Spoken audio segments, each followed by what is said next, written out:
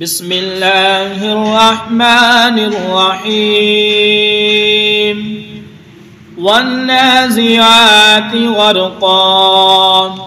والناشطات نشطا والسابحات سبحا فالسابقات سبقا فالمدبرات أمرا يوم ترجف الراجفة تتبعها الرادفة قلوب يومئذ واجفة أبصارها خاشعة يقولون أئنا لمردودون في الحافرة أإذا كنا عظاما نخرة قالوا تلك إذا كرة خاسرة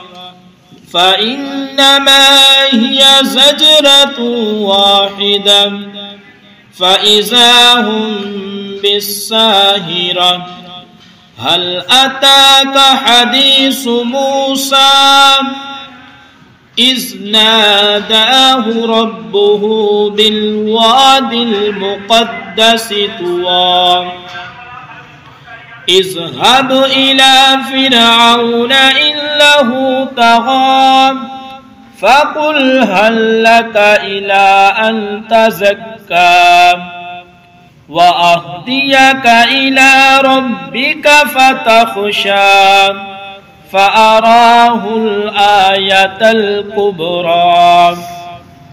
فكذب وعصى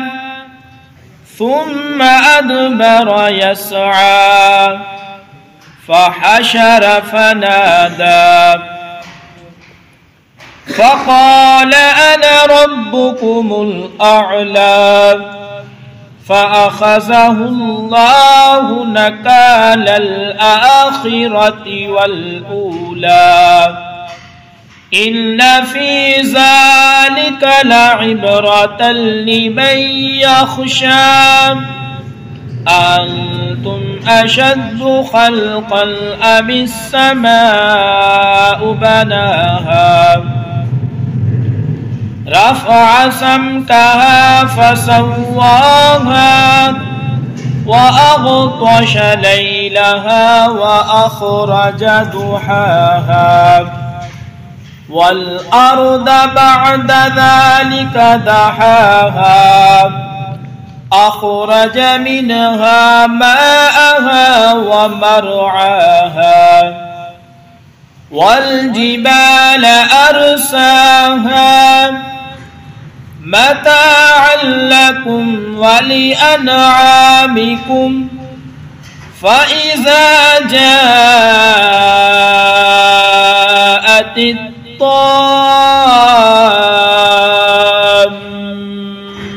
الكبرى يوم يتذكر الإنسان ما سعى وبرزت الجحيم لمن يرى فأما من طغى